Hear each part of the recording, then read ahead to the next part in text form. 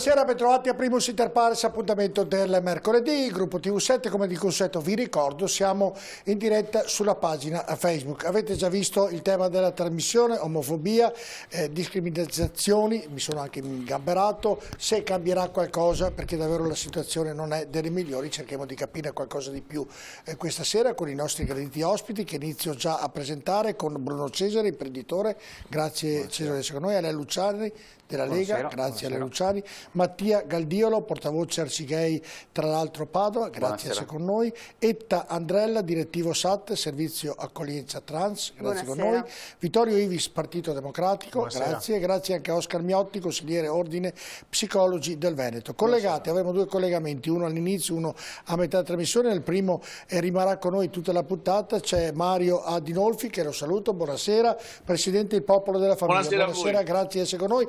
Il collegato è un po' in difficoltà, quando lei vuole intervenire mi alza il braccio, io le do la linea, va bene Adinolfi, così avremo modo di interloquire anche con lei, perché ovviamente i collegati hanno più difficoltà, e poi avremo anche con noi Paolo Crepè che è un psichiatra e lo avremo nella seconda parte per ovviamente condire ancora di più questa trasmissione che sicuramente sarà molto interessante. Allora, prima di iniziare su questa tematica che è una tematica molto ma molto delicata, andiamo a vedere il servizio di apertura che ci dà un po' i numeri allarmanti dell'omofobia che c'è in Italia.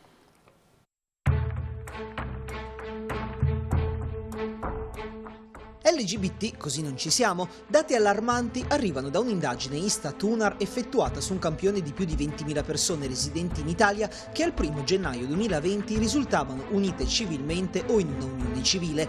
Ebbene, sembra che una persona su 3, omosessuale o bisessuale, sia stata vittima di un atteggiamento ostile sul luogo di lavoro. Numeri che dimostrano come, al di là delle dichiarazioni di facciata, la parità nel nostro paese sia ancora molto lontana. Andiamo però con ordine. Una persona su 5 ha dichiarato di aver subito un'aggressione sul luogo di lavoro. Le donne, anche se di poco, risultano più colpite da atteggiamenti di questo tipo, una percentuale poi che cresce tra i giovani e tra gli stranieri. Non solo però, quasi 4 persone su 10 hanno dichiarato di aver subito almeno un episodio di discriminazione in altri contesti della vita quotidiana, come i rapporti con il vicinato, la ricerca di una nuova casa, la fruizione degli edifici pubblici o gli acquisti in un negozio. E ancora, quasi un intervistato su 2 ha riferito di essere stato deriso o aver subito scherzi pesanti o ancora aver ricevuto offese di tipo sessuale. Addirittura però una persona su 4 ha riferito di essere stata minacciata e il 5,3% di aver subito un'aggressione fisica.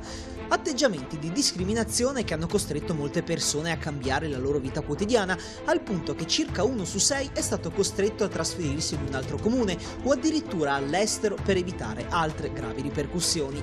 E quasi il 70% degli intervistati ha dichiarato che preferisce evitare di tenersi per mano in pubblico con il proprio partner per paura di aggressioni o molestie, mentre una persona su 2 si vede costretta ad evitare di esprimere il suo orientamento sessuale proprio per paura di ripercussioni.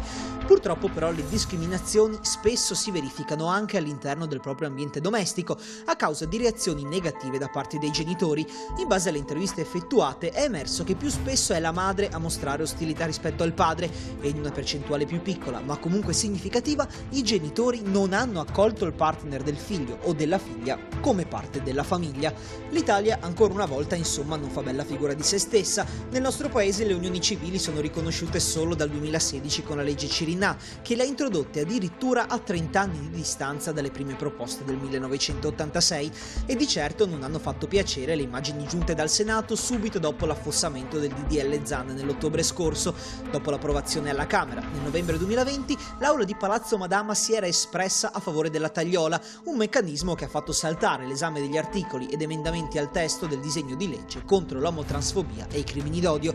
Sempre più però il Paese ora chiede delle risposte. Chiamato a darle sarà allora il nuovo Parlamento, con la maggioranza di centrodestra, trainata da Fratelli d'Italia, che giocoforza si troverà a confrontarsi con quelle che non sono semplici leggi da approvare, ma vere e proprie battaglie di civiltà da cui non ci si può più dissociare.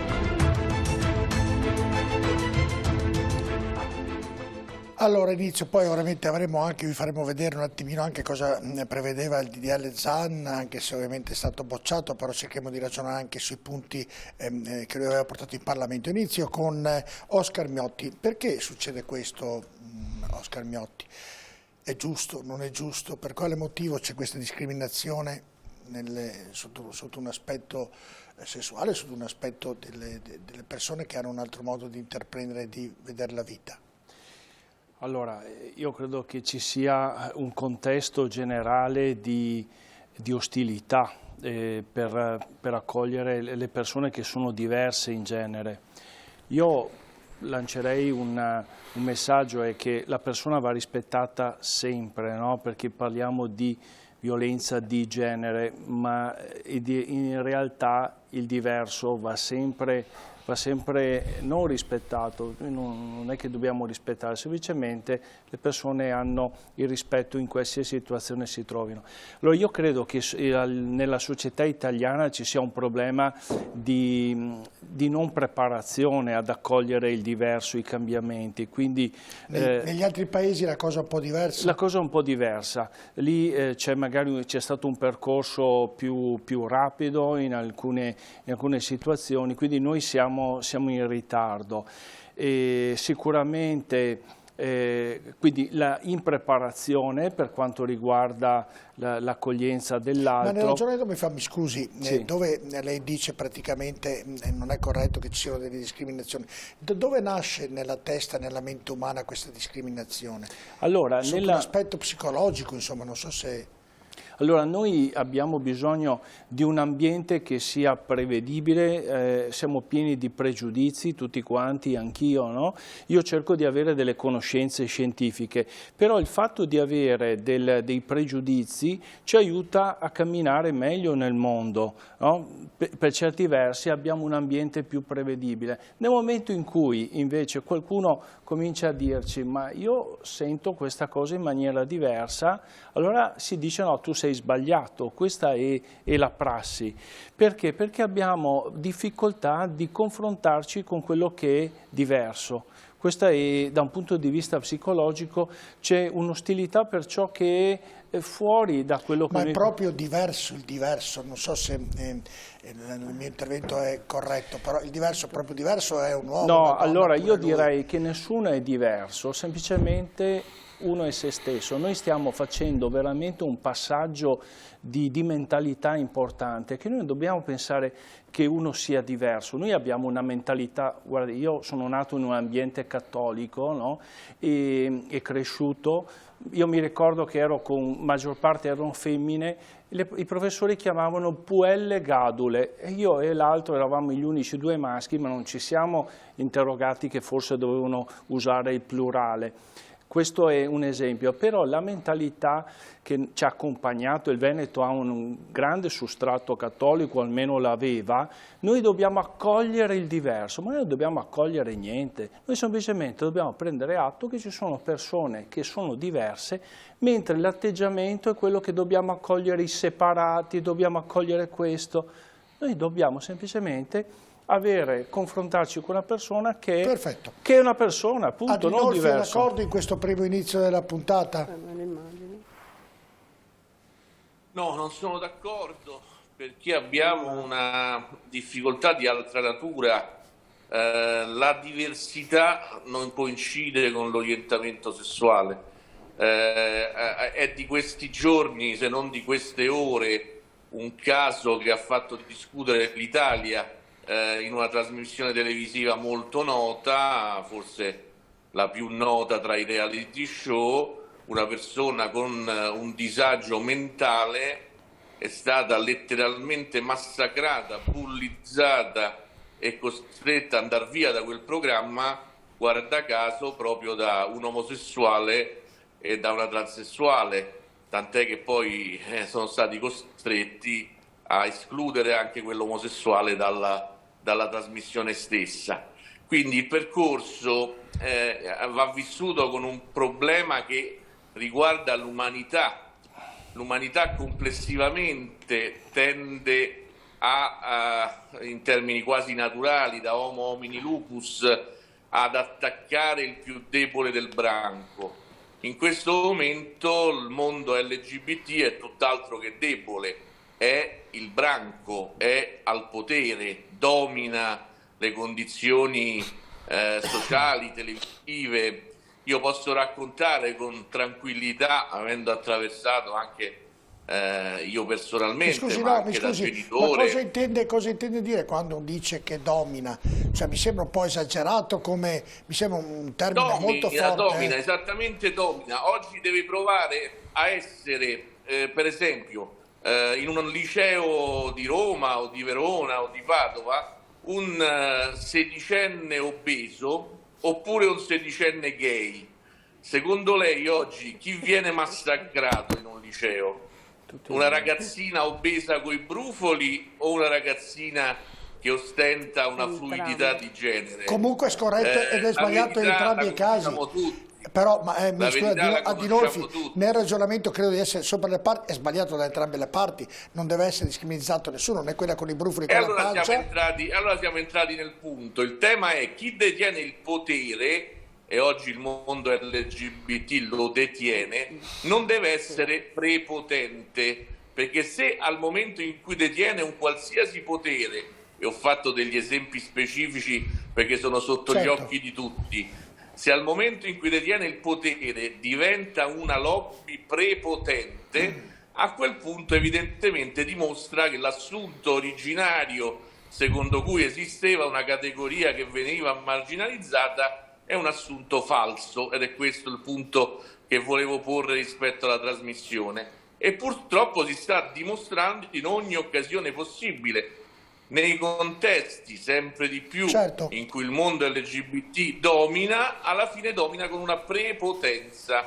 Basterebbe andare a leggere quello che mi scrivono sotto la mia timeline di Twitter, tanto per essere così abituati a vedere la modalità di queste Adinolfi ha già condito molto bene la trasmissione con questo suo primo intervento, credo sia motivo di discussione e credo molto ampio. E proprio inizio da Galdiolo, ovviamente non è d'accordo, vedevo che scuoteva la testa sul ragionamento di Adinolfi, non c'era dubbio, però cerchiamo anche di capire, di far capire il perché e il per come le cose sono viste da un mondo in un modo e dall'altro mondo in un altro modo. Allora, posso essere d'accordo che le discriminazioni si basano sempre sulla differenza da una presupposta maggioranza. Io sono gay, sono anche obeso, per cui posso testimoniare che la vita non è semplice in nessuna delle due circostanze. Non sono d'accordo sul fatto che ci sia una lobby arrogante e aggressiva di persone LGBT votate a schiacciare una maggioranza di persone eteronormate. Voglio dire, è forse negli ultimi 10 anni che la comunità LGBT sta avendo visibilità e dignità sociale. Mi dispiace che persone come Mario Adinolfi si sentano minacciate da una vera normalità, da una vera uguaglianza. In realtà credo che la vera minaccia sia a una dominanza della maggioranza sulla minoranza LGBT. Credo che finalmente si stia andando verso le vere pari opportunità. Non ci siamo ancora arrivati, ma non è, come dire, un dominio della comunità LGBT sulla realtà, è semplicemente un piccolo passo verso l'uguaglianza. Spiace che questo faccia così tanta paura. Ecco, mi interrogherei sul perché Mario Adinolfi ha così tanta paura e chi la pensa come lui. Se rapido la risposta. Bastava leggere il DDL Zan per capire come si strutturava la dimensione del potere rispetto ai dissenzienti. Eravate riusciti a inserire la pena fino a 6 anni di carcere per coloro che dissentivano dalla piattaforma LGBT. Allora facciamo così, il meccanismo del potere quando diventa prepotente, ecco, e quando arriva a negare il pensiero altrui, ecco. E si è immediatamente destinato, e tant'è che quando poi c'è stato quell'applauso liberatorio, qualcuno mi deve spiegare perché va bene applaudire come si è applaudito nel 2016 all'approvazione della legge Cirinnà, mentre non va bene applaudire a una vittoria politica. Fermi tutti, ma Adinolfi, la blocco. Solo se va in una direzione c'è un problema, a mio avviso, molto grande di legittimazione democratica dell'avversario. Adinolfi, se riesce nell'intervento un po' più sintetico, così riusciamo a dire possono dire tutti da loro. Però, visto che l'avete accennato, andiamo a vedere i punti cruciali del DDL Zan, che come tutti voi sapete ovviamente non è passato nella Camera del Senato. Dunque andiamo a vedere cosa diceva nei punti fondamentali. Eccolo qui, vedete, se mi date anche la regia, il monitor vicino a me, così riesco a leggerlo bene, perché nella vecchiaia, eccolo qui. Allora, reclusione fino a 18 mesi o multa fino a 6.000 euro per chi commette commette atti di discriminazione fondati sul sesso, sul genere, sull'orientamento sessuale o sull'identità di genere o sulla disabilità. Carcere da 6 mesi a 4 anni per chi istiga a commettere e commette violenza per i stessi motivi e reclusione da 6 mesi a 4 anni per chi partecipa o aiuta organizzazioni che incitano alla discriminazione e alla violenza per i stessi motivi. Quindi credo davvero che non ci sia, è questo che contestava Adinolfi, questi passaggi qui. C'è un aggravante del 50% se presiedi un'associazione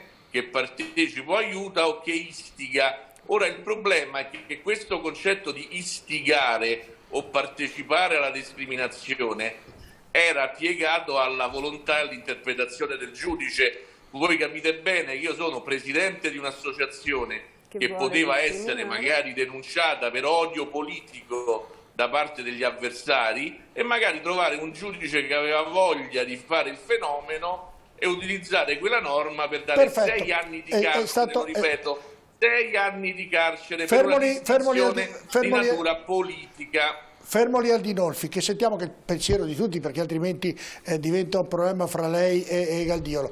Inizio proprio con Cesaro, in questo inizio è già stato abbastanza, credo, lei cosa pensa? Hanno detto la loro? Cioè. Sì, lei cosa pensa? Ma io sono di un'altra epoca, no?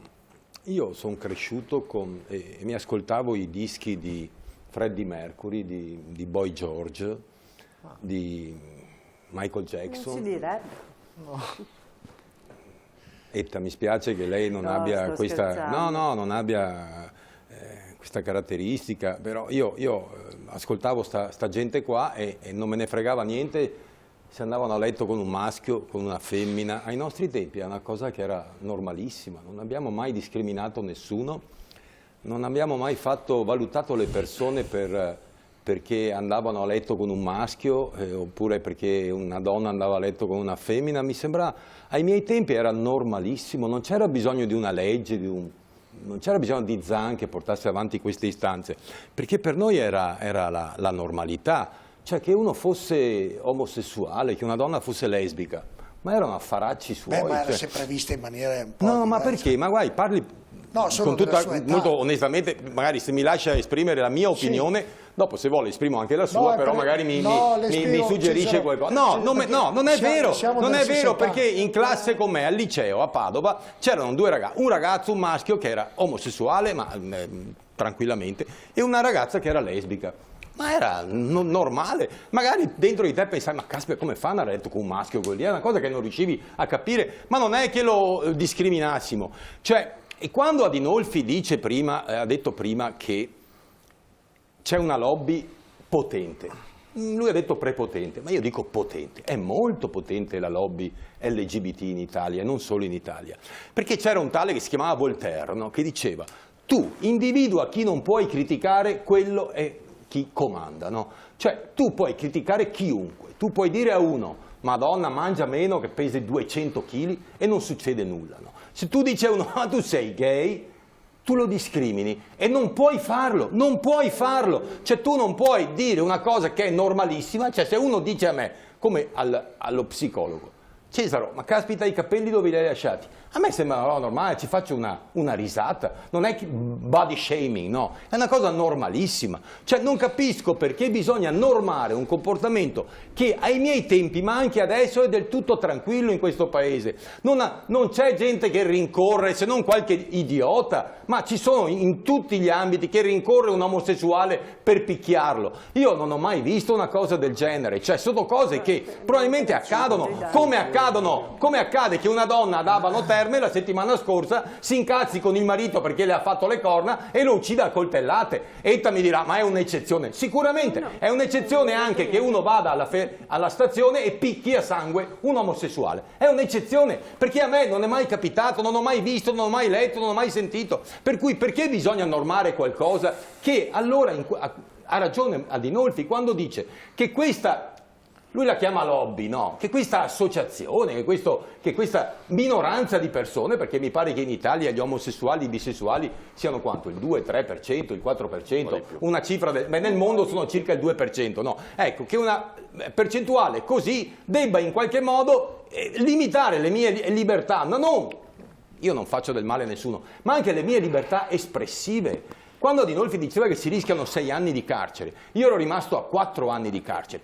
ma per esprimere un'opinione, cioè io ritengo che quando uno esprime un'opinione che non vada ad inficiare la vita di qualcun altro o la sicurezza fisica o la sicurezza psichica di qualcun altro, deve esprimerla tranquillamente. Questa dal mio punto di vista è una società democratica. Quando tu hai bisogno che Zan, che fra le altre cose mi ha, in senso buono, mi ha anche sposato in comune, nel senso non che ho sposato Zan, che ha si dice celebrato. Così. Vabbè, non aveva la stola, diciamo che ha celebrato comunque, era più laico, ma voglio dire, io con Alessandro ho un buon rapporto, tranquillo, cioè, ma per me, cioè, che abbiate bisogno di uno come Zan che vi fa una legge, non per te Etta, ma almeno spero, hai detto che hai una figlia, per cui sei eterosessuale, presumo, no? Ma per il Galdiolo che ha espresso la sua... Beh, sono comunque una donna, nella legge Zan parlavano anche di parlavano misoginia. Un po' di tutti nella legge Zan, tranne di chi ha il diritto di esprimere le proprie opinioni senza rischiare di andare in galera, capisci? Cioè, quando è stato abrogato il DDL Zan, quando non che è non passato è stato da un Parlamento di centro-sinistra, chiamiamolo così, sicuramente non questo di adesso che cos'è, fascista avete detto, no? Penso che sia di destra. Vi rassicuro, ieri sono andato a prendere un treno per Milano, era in ritardo di un quarto d'ora, per cui ho detto non siamo nel fascismo, perché il treno era in ritardo di un quarto d'ora. Galdiolo, stai tranquillissimo, non siamo entrati nel fascismo, questa è una garanzia. Treno in ritardo, per cui siamo a posto. Io ritengo che le persone debbano esprimere le proprie opinioni, senza insultare, senza discriminare nessuno, ma una legge che voleva approvare Zan e tutto il Partito Democratico e altri, una cosa del genere era veramente una cosa assurda che per fortuna fermo lì, ho la pubblicità, poi rientro ovviamente la parola a Andrella che ovviamente è stata chiamata in causa. Che è stata chiamata in causa, tra poco.